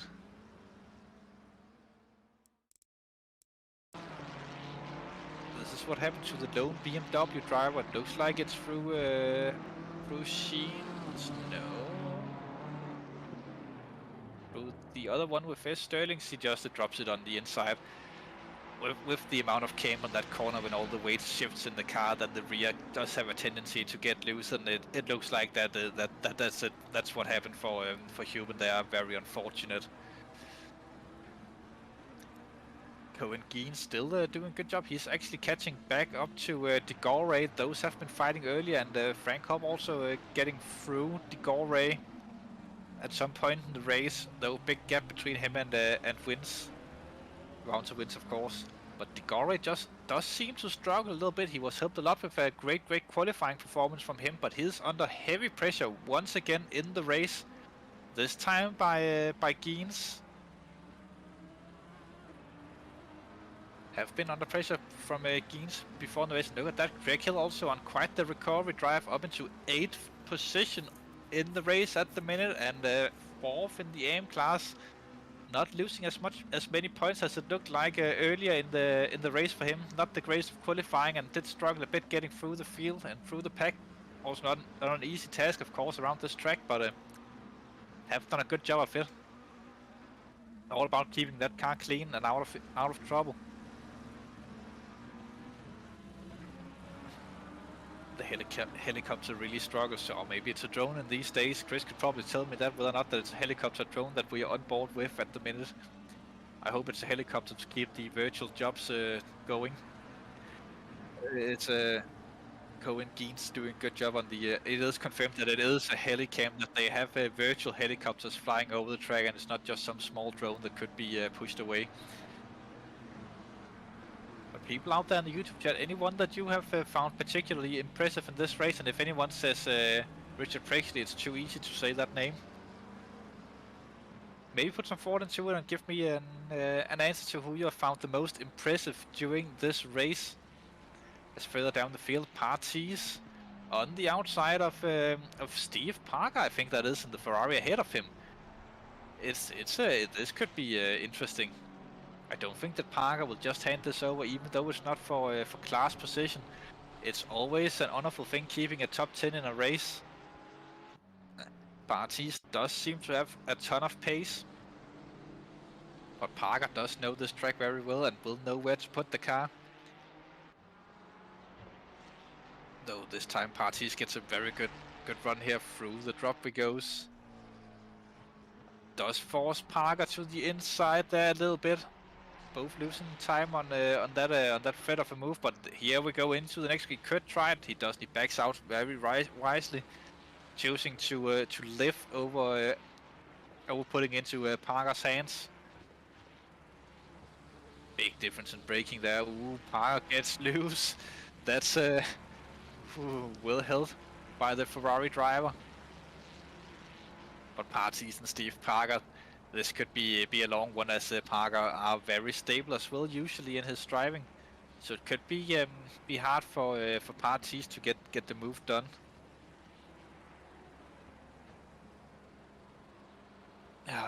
It's also a bit unfortunate that I haven't had many chances to say Dinkeldell in this race. That's the greatest name around, the greatest corner name or straight name in the world, or one of them at least.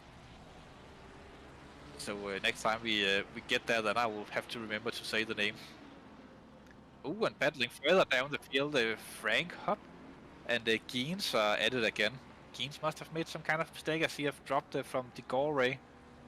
Wonder if Frank Hopp can do it, as now they are coming into Dinkeldell. That's Dinkeldell they're at now. That's Dinkeldell in the bottom corner. I'll try and say it when the top guys get there as well, as Party is still looking for the move on Steve Parker. Parker and the red Ferrari, Parties and the much blacker Ferrari in the background. You can actually get a very nice all red Ferrari. That's Dinkeldale, that one. Actually get a very nice red color on the Ferraris that will give them this old Formula 1 look, but without sponsors, in just a regular customization of the cars. Not doing the full custom areas, as this could be Parties' chance. Though Parker just seemed to get a tiny bit of extra speed coming out that corner. That was just enough to keep Parties behind as Parker goes deep into the corner. Parties gets through in Clark corner there onto the Graham Straight. Or Braham Straight, sorry. Braham Straight, of course. Parties says, thank you very much, good sir. I'll have this one. Now Parties will have to chase down Dimitri Schenk to take another position in the race and move himself up into 9th, 10th at the minute for Parties. And what would that be? That would be like 6th, I believe, in 6th in the silver category, with 4 aims ahead of him as well. I don't think Steve Parker is willing to just sit behind and give it up. He will try to stay with Parties. It is a tough ask to stay close to Parties, as he's a very quick driver, but if Parker can manage to do so and maybe get dragged up to Schenk, it could be advantageous for him.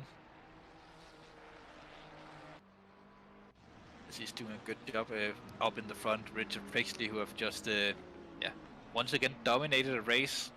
We probably want to put some sort of restrictors on his car or add a ton of weight into it next time out to try and stop him from doing this sort of thing. Although he will have to try and navigate that massive Nissan around Mount Panorama in 2 weeks' time when we go racing there. The Australian race of the season. One of my personal favorites. I'm not particularly good at the track myself. It's a little bit too hard to drive for my liking, but I do enjoy going around there. Not the best results though. Ooh, Prixley. You're pushing it too much, my friend. Interesting to see if the Nissan can perform well at Mount Panorama. A track that driving style-wise, even though this track and Mount Panorama are vastly different, it's sort of the same thing you have to be good at. Keep your laps consistent, know the track, and do not, for the love of God, get wheels on the outside of the white lines. That can, on Mount Panorama, Paisley goes wide there, he's still pushing. On Mount Panorama, if you go outside the white lines, at least through the mountain section, then there will be a wall ready to take care of you on the outside of the track. Sort of the same thing here. There's not a wall very close to you, but in a lot of the corners, if you go wide there's a very big chance that you will get sort of just dragged by the grass, almost demon dragged towards a wall, and you'll end up there. So consistent driving once again will be key when we go racing in 2 weeks' time in the Tier 2. Obviously Tier 1s will go race there next week. And if you can't get enough of racing, then oh boy, do I have good news for you. This week we'll of course have the second round of the SSRI Endurance Championship. As they're battling once again with Geens, Frank Hopp and a back marker car. Frank and Geens have been at it for quite some time and a lot of times in race, but we will be going racing this weekend in the SSRI with the second race of the Endurance Championship. Everything is still up for grabs there, championship-wise. We'll be racing on Valencia. Tune in at about 12 or 1-ish, half 11-ish UK time. Apparently, I think I'm being whispered in my ears for that one. It will be a great spectacle of a race. 6 hours off Valencia. Almost a sprint race for the endurance drivers, that one. But nevertheless, track cuts will be a thing to watch for there. The pace differences, a lot of cars, and also a kind of a short track Valencia actually is. There are the big long main straight, but very compact the rest of the track. Traffic and managing back markers and lapping cars will be key to victory in that race, and of course keeping the car clean and staying away from track cut warnings. Pit lane also a little bit tricky, and Valencia, as you're coming in with quite a bit of speed, and it can be difficult to gauge the braking into the pit lane on that track. Interesting to see what will happen there, but if you want to know, you'll just have to tune in this week on the SSRI channel. It's a good idea to remember to hit the like button, subscribe, and also hit the bell. For some reason when you do YouTube you have to say that, so please do so. Well, don't really care about the likes, but hit the subscribe and bell button if you want to see the race in the weekend. Then you'll definitely be notified about it. Oh well, I've just been told we do care about likes because this is YouTube, so apparently like. Do it all actually. Still with the great back view from Cohen Geens' car. Not that many laps to go. Geens will just have to keep hitting the apexes, and I think that he will take the third position in the AM category, the final step on the podium. Oh, well, he will probably definitely do that, as Craig Hill will be the next one to challenge for that, and he is like 14 seconds behind at this point. But he could hold on to, he will hold on to onto 6th if he just manages to do so. Parties have already caught up to Dimitri Schenk, really up the rear there, almost touching the wing of that car. On the outside, Parties goes other way around than he tried it on Parker. Dimitri Schenk keeping the inside line there, smart move, as it looked like that Parties was looking for the cutback, but this time Parties are on sort of kinda almost on the inside line through Paddock Hill Bend. Keeps it on the inside into Druids. This should be done and dusted. No, he backs out of it. I would probably have gone for that one.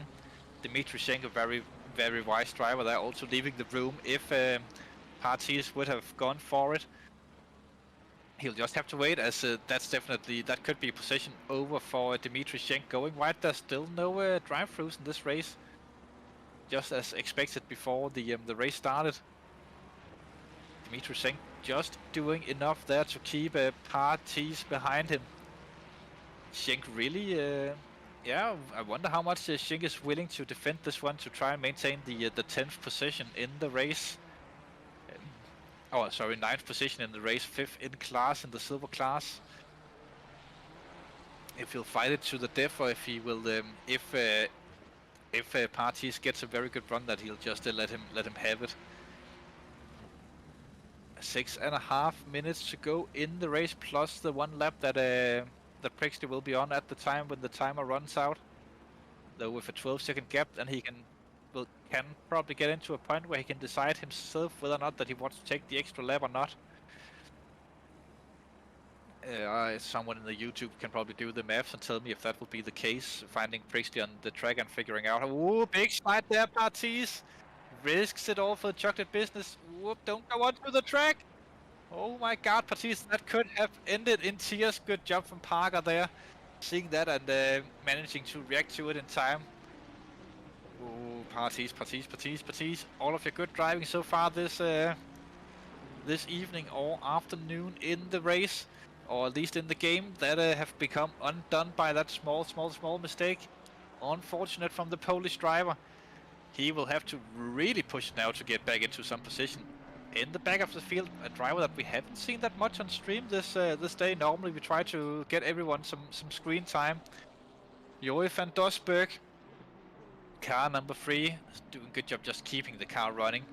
It's always good practice to just stay alive in the races. You never know what happens, and we have seen a few retirements in this one. So yeah, that have promoted him a few positions, the retirement so far, and just keeping it going. He will have the experience for the next time out, and he can try and improve on his driving for the next race, or maybe have become unlucky and got taken out in an instant. That is a little bit hard to say, honestly. But yeah, we'll have to see. That was not the smartest thing to do, going onto the grass in a straight line. Wonder if he's touching the MFD or something there, trying to. That's something that I do a lot when I touch the MFD. Then I will lose a lot of time on that lap. More often than not, I will find myself kissing some grass at some point while doing it, even on the straights. So yeah, that's just all in all decent job staying alive. Also, this could be used as practice for endurance. I do actually believe that he is running a McLaren in endurance as well, and having the traffic going through and figuring out how to do that. It's obviously a vastly different track that the drivers will be taking on in this weekend's endurance race. But yeah, we'll just have to wait and see. But I do believe that he's driving the McLaren there, and just driving in the traffic is good practice for any driver anywhere on the grid, really. As these drivers, even if they finish further down the field and are not battling for severe positions in endurance races, just finishing the races are a big deal for a lot of teams. I remember when I was on a team where that was basically the goal every time, just finishing the race, and if we could sneak a top 25, then that was a very successful afternoon of racing. That's not how it is anymore on the Untalented Motorsports team, though. Shubin in 18th position in the BMW. We have seen him being involved in a few things this evening of racing, but good to see the mighty M4. He's about to be lapped by Prixley, as we can just see Prixley in the background. Once in a while in the shots in the mighty Nissan, the black and pink machinery. Other things that are black and pink, you can think about that in the YouTube chat, but don't write it down, as we don't want to get demonetized, please. Hubin, yeah, staying alive again. Unfortunate that we haven't seen him further up the pecking order, as it haven't seemed like any of the things that he have been involved in really have been at fault of his, as per se. So a bit unfortunate race from him. In 18th position in the 99 machinery. Apex Lovers Motorsport, of course. Good run from him elsewise. Jumping a little bit further up, the racing in the sausage end in the silver category. Oh, that might not be an English saying. That might be way too Danish translated. Hey-oh, anyways. The racing in the sausage end of the silver category, the mighty Honda of Bouncer Blitzman. Difficult car to drive, especially on a track like this. We did see him off in a very strange place on lap 1. Wonder if there have been any kind of contacts there. He just managed to spin it on his own into that big grass patch on the inside of Paddock Hill Bend. But anyways, good to see the Hondas out on track. 2 Hondas selected in SSRI in this sprint championship season. One in Tier 1 by John Beton, and then the one here from Bouncer Blitzman.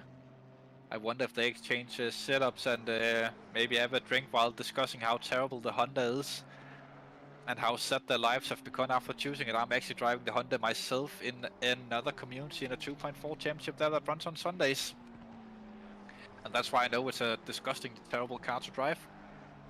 Can be pretty quick with around quite a few tracks, but on other tracks it is just not fun.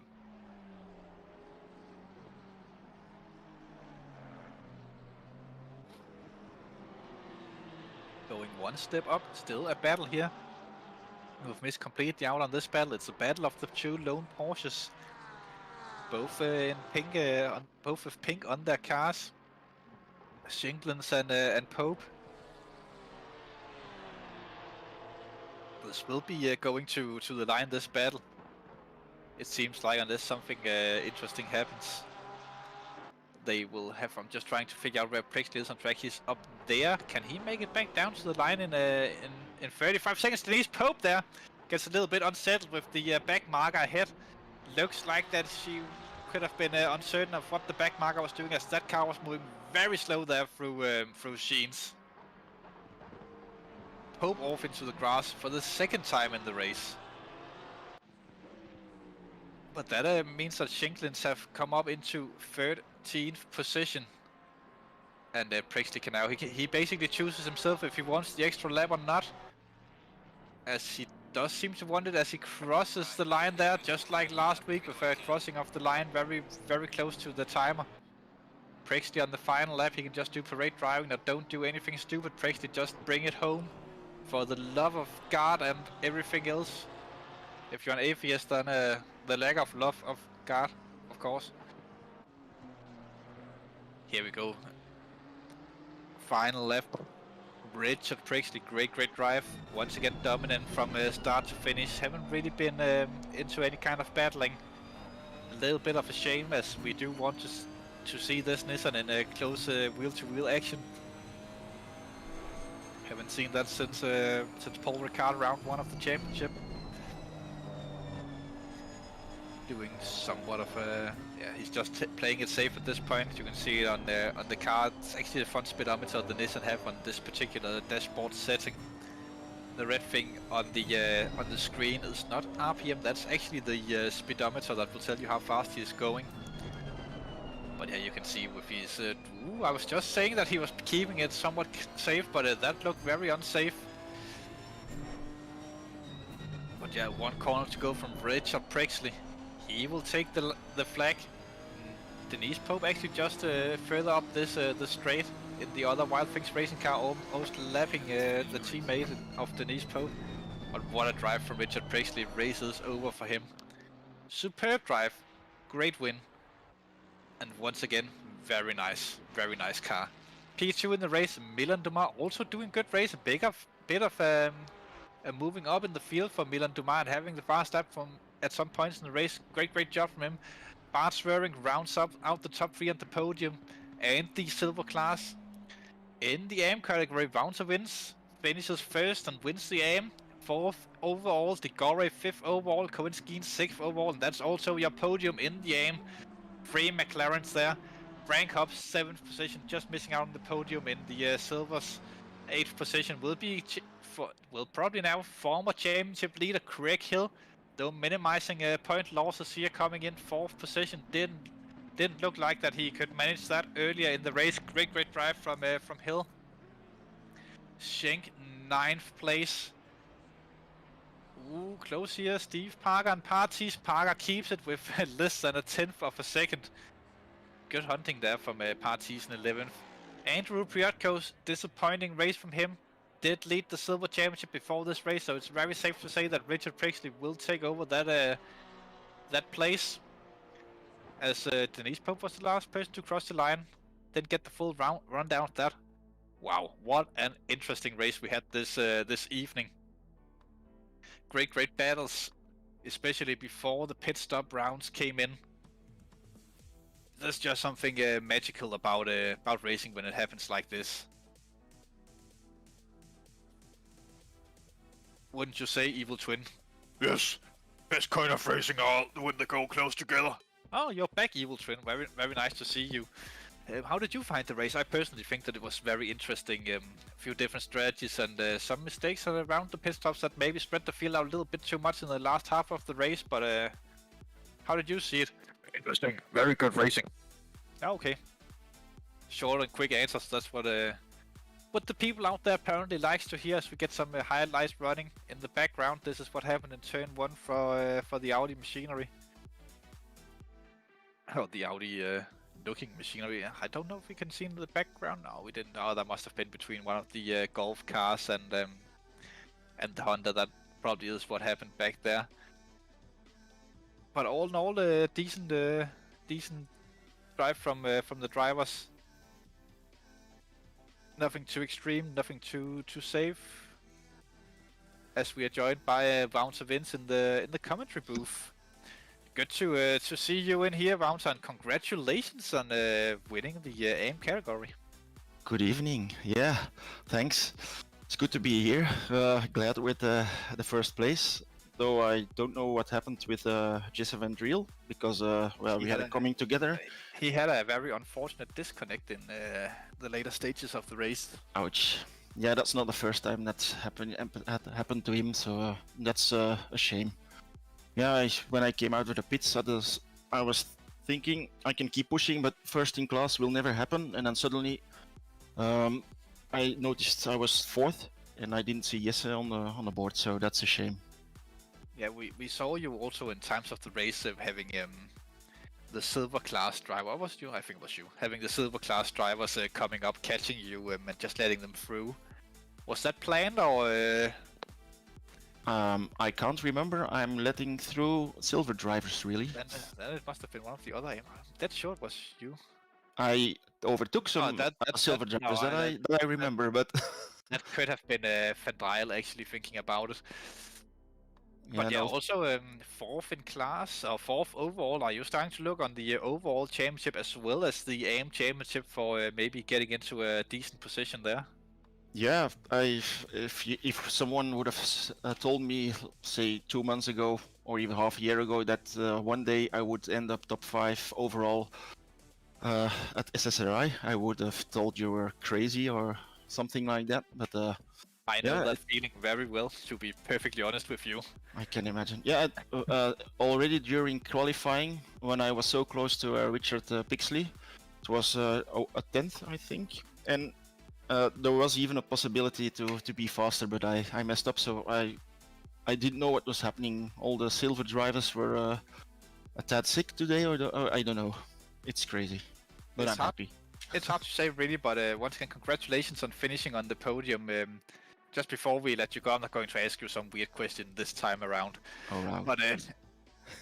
But Shoot. yeah, unfortunate. Anything particular, any takeouts from the race that you particularly thought that you did well in this one? Well, the fighting, close fighting, first with Frank Hopp and then with Michael de Gore. Although I did punt him slightly in Druid, I think, at a certain moment, which helped me overtake him. So I apologize to him about that. But yeah, I think the close racing was really good, and also keeping the car in control, not overdriving the car. So yeah, happy with that. Did you just try and keep it safe around? I must ask, because trying this last week as well in the McLaren, did you just try to keep it safe around the track and not murder the curbs too much around there, or did you risk it? Yeah, something in between. I sometimes went full curb, but in the practice sessions, at a certain moment, I lost so much PSI that I ended up on the right rear, 25.6. So that wasn't something I really wanted in the race. So a bit in between. Sometimes I took it careful, and sometimes I went full on. So that's great. Do you think that Germany was a disappointment in the handball world championship?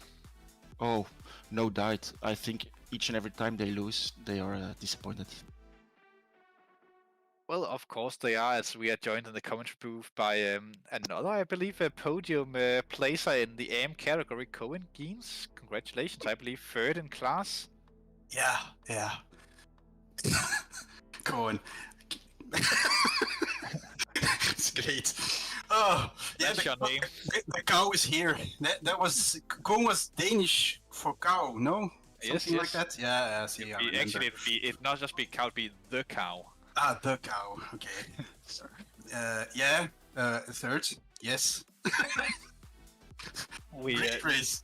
We saw you a lot on the stream tonight. We saw you engaged in a lot of battles throughout the race. Any of them that you particularly enjoyed? Enjoyed what? Battling. Paddling. What? Okay. You have to inform me what paddling is. I'm a noob, you know. Having a fight, a battle. Battling. Driving close with another driver, attempting to overtake. I thought you said paddling. I thought we were playing ping pong or something. No, ping pong afterwards if you want to. No, great battles. My teammates for a second there, and then with Frank Hopp, De Gore, who ended second in our class. Yeah, it was great, actually. Yeah. I screwed up my my qualifying like usual. So yeah. Do you reckon that you managed to get the right pit call and strategy? Also, a question for both of you before we leave. Before the race, there was a chance of it would rain during this one. Did you fuel for to go like 45 minutes in the race in case there was a late rain? No. Nope. ACC Drive said it would stay dry, so. Nope. I can just half, taking the risk.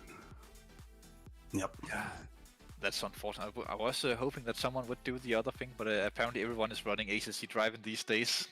Yeah, it's quite helpful. Yeah. I bought it, but I'm not using it. I also have it, but I'm not using it as that's sort of the. I think it's the cause of many of my disconnects. Personally, stresses my PC way too much, as it's already on a 100% CPU usage when we do these streams. Yeah. All those extra layovers distract me, actually.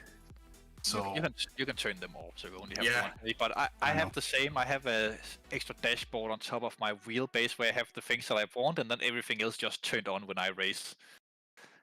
no PSI things in the bottom corner, no Yeah. mysterious HUD, no the relative for some times if I can change that while driving. The lap times I don't have up on the screen as well. It's I want to keep it clean, you know. Yep. Me too. It just feels the best. We all know that it was a risky track around Brands Hatch, but Cohen, how did you do the race? Full send or playing it safe with the curbs? No, I just like I practiced. I drove my race, not taking too many risks, of course, because yeah, when you actually miss here, it's race over. So yeah, I kept it fairly clean, I think, and made no mistakes. Not that I can recall. So that was pretty good driving, if I say so myself. for my ability, anyhow. I would also say that's the optimal thing. But before we move on to the next two guys waiting in the outdoor shed in the pouring rain, two quick questions for both of you. Are you racing the endurance in the weekend, and what are you hoping in that one? No. We forgot. Yeah, we drive together, so we've pretty much forgot about it, and we didn't plan it. And well, I got a nephew's whose birthday on Saturday, so sadly, and still I have to drive 1 meter at Valencia, so maybe it's for the better. No, you should definitely be there. Second quick question. Then 2 weeks from now, we'll go to Mount Panorama. Oh yeah. Also a bit of a difficult track. No. Do you guys reckon you can get the McLarens back up into the to the podium positions? Difficult. That will be very hard, I think, for me at least. I'm not very I haven't driven a lot of laps there, and it's not my cup of tea, actually, that circuit.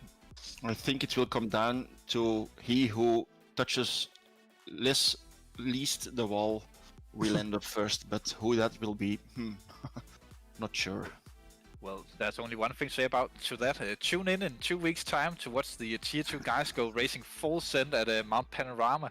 As we have been joined in the booth by Frank Hopp, 4th place in silver class today, I believe, and Milan Dumas, 2nd place overall in the race. If I'm not mistaking too much. Evening. Good evening. Question for you, Milan. First and foremost, congratulations on the good result. It did look like that you were catching up on Richard Priestley at some points in the race, but and a bit of a good drive from you. You didn't start that far up the grid.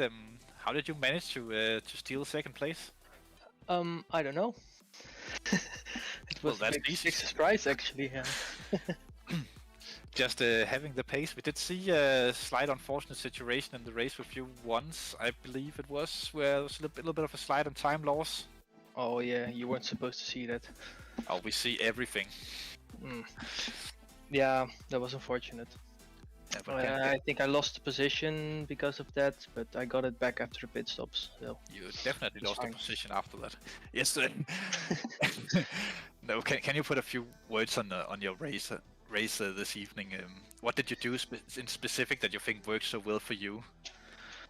I don't know really, because at some point I think I had the pace, but I was way too inconsistent to catch up with Richard.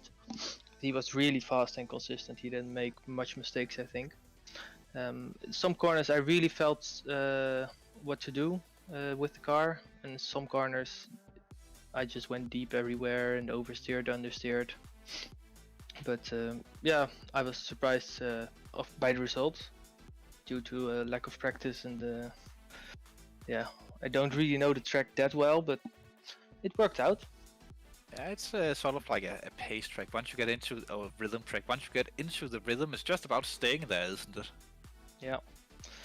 Yeah, it's a nice track to drive. It's just you need some practice. I will definitely agree. I know that you missed a race this season, Milan, but do you reckon that you still have a chance of at least fighting for top 3 in the championship? I don't think you would. I thought we had a drop round, but not this season, unfortunately. I thought that too.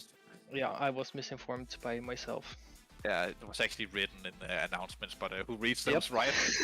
But that's basically 2 second places for you this season, and with the results elsewise tonight, you're not that far off of top 3 anyways after Brent's heads. Do you reckon that you can keep up with the other guys, maybe fight for P2, maybe even P1 the championship with Mount Panorama and Valencia left on the calendar? Mount Panorama, yeah, I really like the track. I think I'm decently fast there. And I think Valencia is the last one. Yes, absolutely. Yes, I also like that one. So, gonna be a good finish.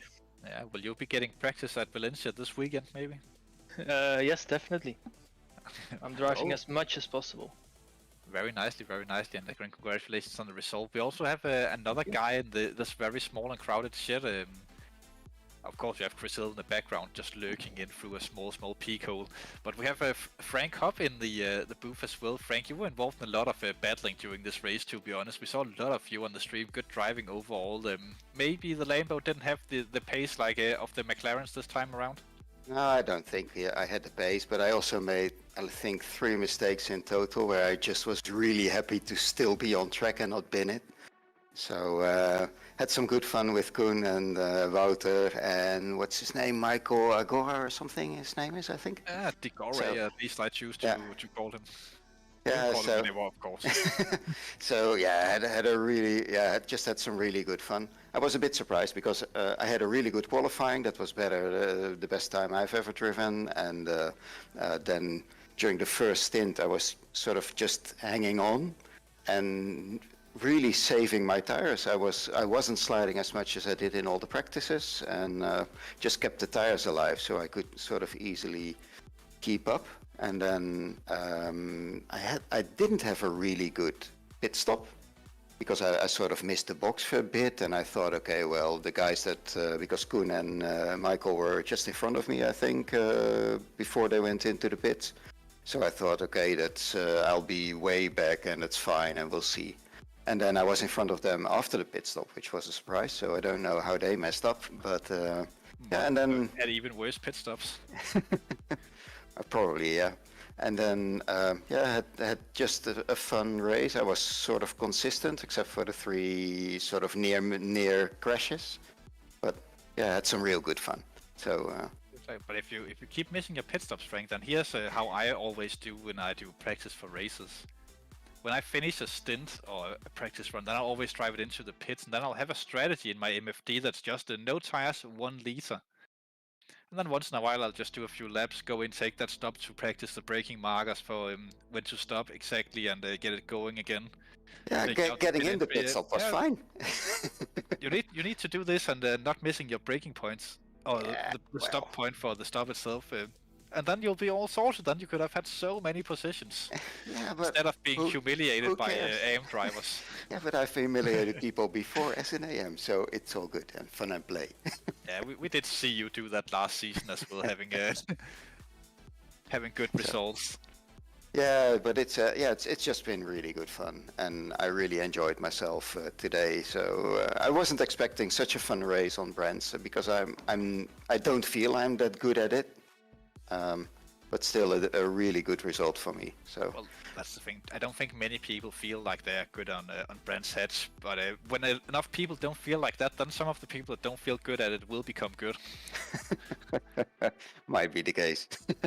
No, but yeah, thanks anyway. Also again for the broadcasting, of course. It's a good and fun job. So we are absolutely not done with you yet, Frank. What do you think? Yeah, honestly, one of the things I was sort of wondering though is because last week I prayed for rain, and I was wondering if and that happened. So did you pray as well? I might have prayed a little bit for rain. I was so happy it wasn't there because I didn't practice it. Also tried to put the commentator's cursor on Richard Priestley, but apparently it didn't work. But Frank, 2 rounds to go in the championship. Mount Panorama and Valencia. Do you reckon that you can mount some good results there and go for good results in the championship? Well, maybe top 3, top 5. I kind of like Mount Panorama, but that's always sort of I managed to sort of bin it there quite a bit. I've done races there where I've just crashed and just be involved in accidents that happen on that uphill track. So not quite sure what to expect. I must have expected here to be crashed as well. I came out of the first lap without any damage, and I was really surprised. So hopefully something like that happens in Bathurst. But should be really good fun. I think it's a fun track. So let's see how it goes. And Valencia, I can't hardly remember when was the last time I've driven that track. It's just been, I think I've done a GT4 race like 1.5 years ago or so there. I don't know. So can't really say much about that track. I don't think the track have been in the game for more than 8 months, but yes, let's just say 1.5 years ago. Yeah, I don't know. I have no idea. I think I've driven it when it came out, and I think it was one of the tracks in the GT4 Championship, and I've never driven it since. So I think it came out with the Ferrari, the 2.9, yeah, whatever, but yeah, the true, yeah. Evo, Lambo, and whatever. Doesn't really matter, Frank. I assume that Yeah, you're not that racing one, yeah. the 6 hour this weekend then. No, I'm not. No, and then final question for all of you here before we go. If you were a woman, would you then reckon that you could have dated Jeffrey Dahmer? Definitely. Oh yes. If you were a donkey, you probably could have dated him, right? I don't know. Yes, he would probably murder you as well. Was he into donkeys as well? I don't know. There was something definitely wrong with the guy, so. Oh, yes, yeah, he had something with cutting up dead animals anyway. So. Yeah. Anyways, thank you all for a good evening on racing here on the Simsport Racing International YouTube channel. This was the third round of the GT3 Tier 2 Season 5 Championships. The AM and Silvers, what a race we had tonight. I have been your commentator, Mr. Warner Oliver. Joining us behind the cameras have as always been Grandpa Chris Hill. And nothing left to say except for thank you, good night, and exit song. Bam ba dam ba ba. Ah ba da ba ba ba ba ba ba ba da ba ba. Ba ba da ba ba ba da ba ba ba ba ba ba ba ba da ba ba.